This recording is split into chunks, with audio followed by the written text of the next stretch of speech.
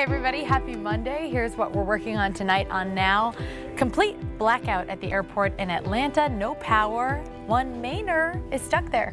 Also, it's 1 week before Christmas. We have a story that will absolutely put you in the spirit. And Patriots arguably scraping by with a win last night. It has a lot of you talking online, the good, the bad, and the ugly. Yeah, this is News Center Now.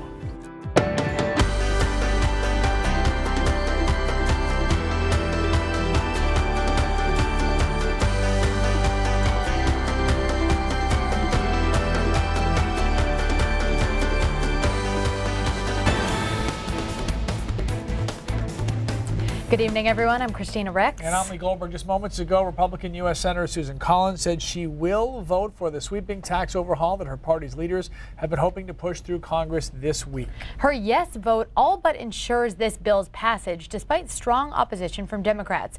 We'll have more on that coming up in the next half hour. I try really hard not to get upset because rarely do you get a flight that goes perfectly. Also coming up, 30,000 people were affected by a blackout at the nation's busiest airport, including a retired Maine state trooper. And a Christmas miracle for a mom in Ellsworth, needing Santa now more than ever. We will get to those stories in just a few minutes, but first, hey, it's snowing outside. It is. It's really pretty from the inside. Yeah. You know who else is pretty on the inside? Keith Carson. But what does the outside look like? It's terrible. It is. It's snowing. It's been snowing all day. Just starting to now really accumulate in spots, particularly along the roadway. During the day, we had just enough sun trying to break through the clouds that it prevented that. But a couple of more hours here of light to moderate snow yet to go. If you zoom in, you can see a couple of these heavier bands out across western Maine and driving their way into York and Cumberland County. Brunswick undergoing at least a moderate band of snow, and it's relatively efficient in its accumulation now. So I think we'll see a couple of inches from this, and across down East Maine, it's a little bit lighter in nature. This system is really messy. It's just a clipper, but because it's so cold, it's a pretty high fluffy ratio, and you can see that moisture streaming in pretty well. So again, through at least the first half of tonight, this snow will continue, and with temperatures in the teens and 20s, we'll have no problems with the fluffy accumulation continuing. So hour-by-hour forecast showing the snow through tonight, tending to concentrate itself a little bit more along the coastline, moving out after midnight tonight. And then tomorrow is a bit of a better day. We've got some cloudiness along the coastline and a couple of snow showers over northern Maine. Aroostook County could pick up another inch or so. Temperatures, though, getting into the upper 30s. We'll be in the 40s after that. But guys, we have a really active end of the week and into the holiday to talk about. We'll do that in a few minutes. All right, Keith, thank you very much. Scary sight today. Several people were killed, dozens injured this morning after an Amtrak train derailed outside of Tacoma, Washington. This was its very first day traveling on a new route. The train came off the tracks on a bridge and it sent it onto the highway below. Officials say no motorists on the highway were killed. The National Transportation Safety Board said this afternoon that investigators are on their way to the site. Amtrak said in all there were 78 passengers and 5 crew members on board the train headed from Seattle to Portland, Oregon. Kyle Iboshi from KGW tweeted a recording from the conductor during the crash. Ground. We are on the bridge, 5 in the ground. That'll do. Easy stop, TAC 4. On the freeway. Need EMS ASAP. It looks like they're already starting to show up. We're northbound on Main 1 coming up. We're stopping now. BNSF to trainer dispatcher 501, come in. Amtrak 501 answering Centralia North, over. Hey guys, what happened? We were coming around the corner to take the bridge over I-5 there, right north into Squally, and we went on the ground. Okay, are you, is everybody okay? I'm still figuring that out. We got cars everywhere and down onto the highway. Obviously just an awful situation there. We'll keep you updated on that story throughout the evening here on News Center. So other travel news, the lights are back on. Flights are taking off at the Hartfield Jackson Atlanta International Airport. Some 30,000 people were affected yesterday when an electrical fire caused the entire airport to lose power. One of those people was a retired Maine state trooper who now lives just outside of Bangor. He's stranded in the south, but he's keeping a positive attitude as he waits to come back home. As soon as I got there, the lights flickered a couple times, and then it just went out. Tom Perkins of Dedham, Maine was headed home after visiting his kids and grandchildren before Christmas. He had just gotten to the airport when he saw the lights flicker. It is the biggest story of the day by far, the power outage that shut down Atlanta's International Airport. That was the start of a very long afternoon of just standing around waiting in line. An electrical fire caused a total blackout and canceled more than 1,500 flights Sunday and Monday. That included Perkins' United flight back to Bangor. There were a lot of people that were really concerned and wondering what was going on, and I saw a few arguments. There were people cutting in line and doing that sort of thing, but for the most part, everybody was pretty reasonable. Perkins says he stood around hoping his flight wouldn't be canceled. There was no direction from anybody at the airport, so we just hung out and stood in line for, it was at least 4 hours. Once the sun went down, he threw in the towel and took a cab back to his daughter's house. He says United was very accommodating and gave him a voucher for his flight that he's hoping will get him back to Bangor by late Tuesday night. Perkins feels lucky he's able to stay with family and has a positive perspective on that blackout experience. Like when you're in heavy traffic, there's nothing you can do about it. It's a waste of time to get really upset and frustrated about it because it doesn't do you any good. And there are 2 flights between Maine and Atlanta today, one arriving in Portland and one departing Portland. Both of them are scheduled to be on time, though. Well, that is good news. Yes. All right, other news. Teen smoking rates are on the rise in our state, leading health advocacy groups to call for the state to use more of its money that it receives from a federal tobacco settlement to fund tobacco prevention. The most recent data from the Federal Centers for Disease Control and Prevention shows 11.5% of high school students in the state smoked cigarettes in 2015, compared to the national average of 8%. The Portland Press-Herald is reporting that Republican Governor Paul LePage has diverted millions from prevention programs, even though the state received close to $43 million from a tobacco industry settlement in 2016. The state spent $10 million on prevention in 2010 versus $5.3 million projected for 2018. Now, without a change in funding, advocates expect that the rate of teen smoking will increase. Now, history was made over the weekend when Mamai Baini became the first black woman to qualify for a U.S. Olympic speed skating team with a pair of victories in the 500 meters. The 17-year-old cruised to victory in the first 500 final at the short track trials on Saturday, beating Olympians Lana Gehring, Jessica Corman, and Kafik Ruder Adamek. I hope I said that right. Before the second final, her father, sitting in the stands, held up a sign reading, "Kick some Heine Baini," and she sure did. Baini set a blistering pace in taking an early lead that widened as the race went on. She did fall, but only after she finished celebrating her win. She went down laughing all the way. That's great. A Nordic skier who won 4 championships while she was in high school in Maine and captained the Dartmouth team is the United States Paralympic Coach of the Year. Eileen Carey is from Leeds. She coaches the U.S. Nordic skiing and biathlon Paralympic teams. In just this past season alone, her athletes have earned a total of 33 medals in Nordic skiing and 12 in the biathlon. The new season began Saturday and will lead up to the 2018 Paralympic Games in South Korea.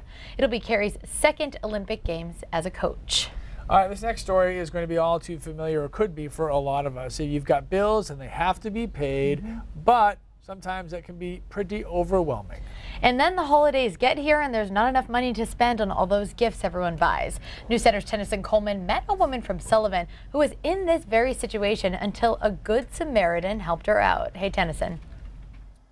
Oh yeah, it definitely helped start off the week on a good note. The mom's name is Trisha Murphy. She's from Sullivan and works at the Denny's in Ellsworth, as well as some other odd jobs. She says she almost gave up on Christmas this year. That is until she met a man who may not have a white beard and a red coat, but he did save Christmas for her family. Thank you. Trisha Murphy is picking up her car in Hamden. It was repossessed after she missed a few payments. I figured that it was going to be weeks before I got my car back. Money has been tight for Murphy's family, and she didn't think she'd be able to make Christmas happen for her kids. There's no possible way that I'm going to come up with $735 plus do Christmas and everything. That is until she met a man she calls Santa. He left me that tip and I was just like, oh my goodness, I can actually get everything done. So I saw it and I was like, oh no, this guy just messed up. How much was it? $500. Murphy says a complete stranger left the huge tip while she was waiting tables at Denny's Saturday evening. He looked at me and smiled and said, Merry Christmas, dear, and kind of danced out of the restaurant. And I was just like, The single mom says, what a relief. She posted about the moment on social media and it has since gone viral. It's an act of kindness that she says saved Christmas and a moment that restored her faith in humanity. I just want him to know how thankful I am. I mean, I said thank you at the restaurant, but I was in such shock that I didn't express it like I should have. And I mean, he literally saved us. I asked Murphy if she believes in miracles. She said if she didn't before, now she does. I'm trying not to cry, Jensen. Yeah, I mean, how cool was that for you, too, that you were there when she got her car and stuff? I mean, you just got to be her. Yeah. She seemed so genuinely just moved by the whole thing. And, you know, she seems like such an upbeat person. I mean, you know, she wasn't going to let not having all the money that she needed get her down. But, you know, so it was really nice to see something like this happen for someone that seemed to be really positive. Awesome, right. Tennyson. Thank you so much. Tennyson Claus getting it done for us. When we come back, football fans had mixed feelings about what happened at Heinz Field last night. Yeah, you can say that. The good reactions, the bad reactions, and one pretty ugly reaction. It's when News Center Now continues. We're in the 207 kitchen with Chef David Turin. What are we cooking up? Some baked garlic shrimp, one of my favorite winter meals. And it's easy, quick, and it even tastes good. We'll see you on 207 at 7.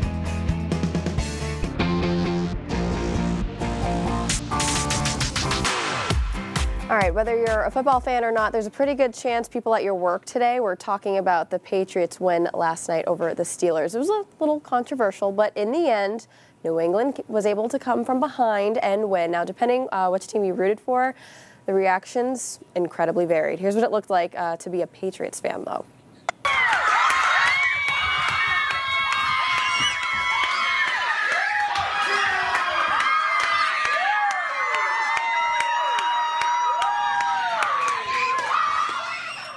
All right, pretty standard, right? Feels good being a Patriots fan.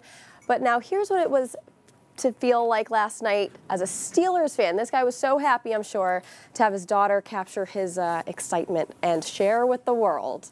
That's not a catch. That is not a catch! Turn, right?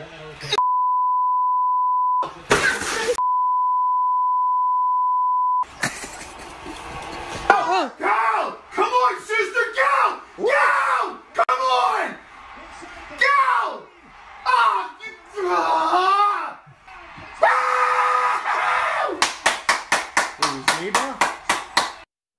In the end zone did not survive the ground. It's an incredible.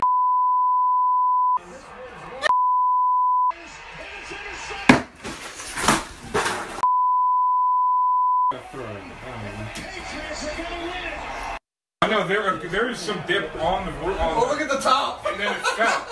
And then it fell.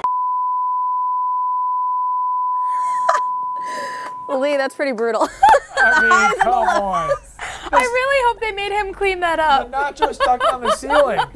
Oh my gosh. Oh my God. That's reminds me of Danielle's reaction around the newsroom today a little bit. I have to give Danielle credit. She was very classy. Nice. I would not have been as nice. I would have called in sick. She showed up. So I would have called a doctor for my dad, I think. Like, you're doing all right. Yeah, okay. Sore loser, I guess, there.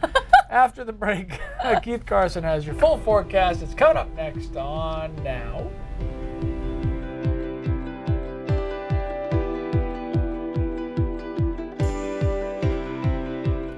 With the last day of Hanukkah being tomorrow and Christmas 1 week from today, folks in full celebration mode. But what about the new year? How are people planning to kick off 2018? Okay, this is hilarious. Some people online have decided that they're starting it off on the best part of a song.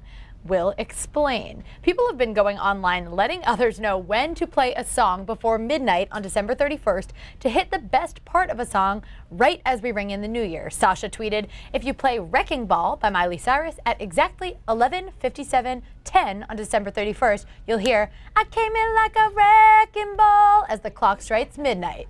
Enter 2018 the right way. Okay, what just happened? This Twitter user says that if you play All Star by Smash Mouth at exactly 11:59:22 p.m. on December 31st, the first Hey now will play at exactly midnight to start off your new year correctly.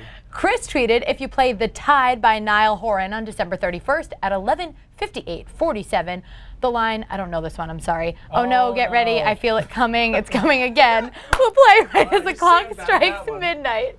Start off your new year right.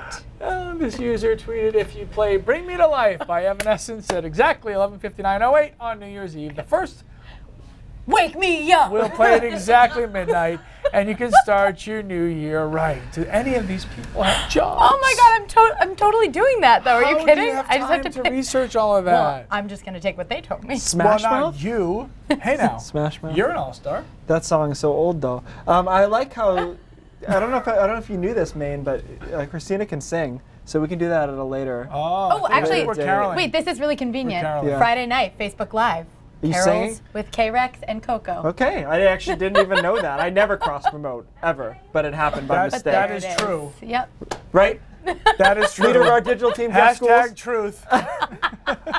Anyhow. The weather.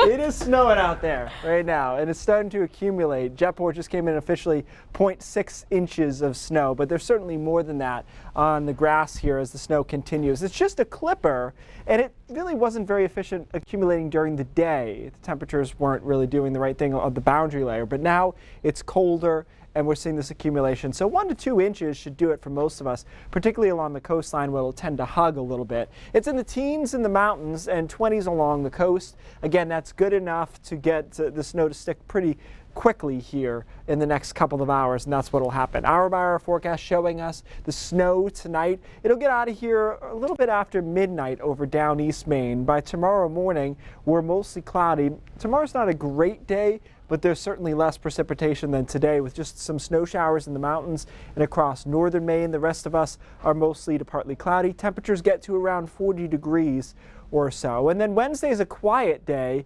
with a decent amount of sunshine, as is Thursday. But unfortunately, that's where the quiet weather ends, because it gets very busy Friday, Saturday, Sunday, and into Christmas Day, which is not what people really want to hear, of course. As far as accumulation through tonight, again, 1 to 2 inches of snow. There could be isolated pockets of more, counting tomorrow's snow up towards Millinocket and Caribou. So after 2 quiet days, Wednesday and Thursday, some light snow moves in on Friday. Again, it's light at first, and then we get into the warm sector and change over to rain. There will probably be some freezing rain in between, though, late Friday night, early Saturday morning. By Saturday midday, almost everybody's changed over to rain, except for northern Aroostook County. The rain continues for the first half of Saturday. We get a break Sunday morning. Now on Sunday afternoon into Sunday night, which of course is Christmas Eve at this point, we start to see some precipitation break out in a mixed format. I think we'll see snow, freezing rain, and then coastal rain on Christmas Eve.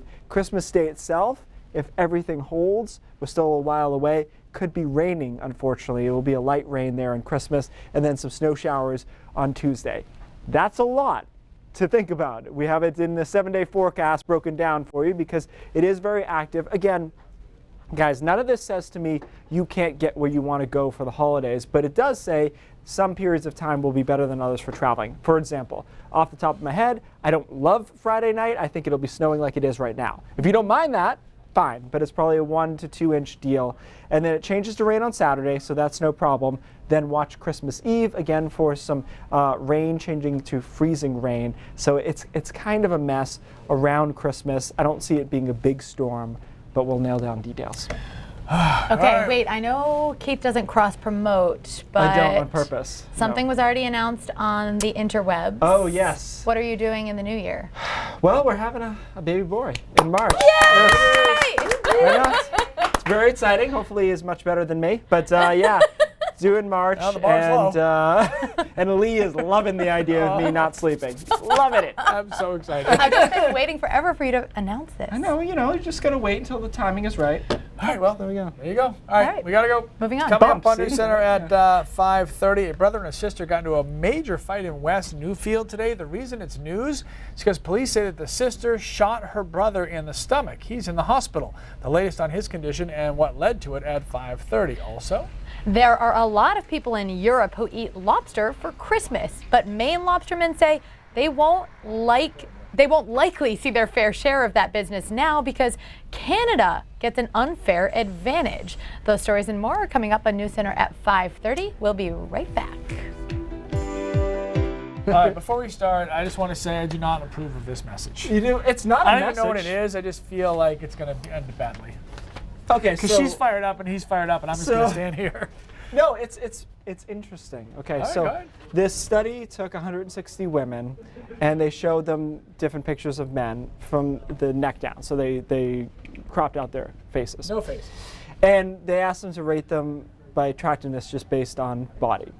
And what they found is 160 out of 160 women increasingly rated the men as attractive as they were more muscular. What's interesting about this is two things. One is that there was always this kind of perception that you could go over the line, right? And you could be too muscular. Now, I didn't get to see the pictures. I know you have that problem all the time. I don't know that they used legit bodybuilders types, but right. So click. So right. So okay. So You're we're not okay. helping your So how would cause. you rate him, K-Rex? I mean, I know who it is. No, forget that. But Okay, no, moving on. okay. Keep going. And let's go to the next person. Like, see? Probably See the like a difference 1 there? out of 10. Right. Yep. See the difference there? But there's hope for those who are not muscular because conversely, they found when they went to faces that women preferred men that characteristically looked slightly more feminine in their facial structure. Interesting. So those don't typically correlate. When they do, you're a movie star. Okay, I'm just saying. Wait, do I have time to say this? You do. Go. Okay. If you were to look at a picture faceless of a supermodel in a bikini or an average looking woman, you would probably 10 times out of 10 pick the supermodel. So in my opinion, that's an unfair study. Yeah. B, well, I don't think it's a surprising study. Maybe that's a Right, better but way. like, are we The general really point having... is everybody is shallow. I don't think it's gender specific, and that's what's interesting an equal amount of about it. shallowness to go around. Is that what you're trying to say? Yes, exactly. So you're not trying to say that women are super shallow and we objectify I think men? equally shallow on both I sides. still think equally shallow is a bold claim. All right. We debated But here this. I am, the one woman standing between standing between two men. So. Also, your boyfriend is like, he's pretty good looking. So, there No you go. comment. There you go. That's how I make you uncomfortable when we end the show. Like I said, I don't want to be a part of this. Okay, I have to be and here. News Center at 5:30 starts right now. Remember I said I didn't want to be here?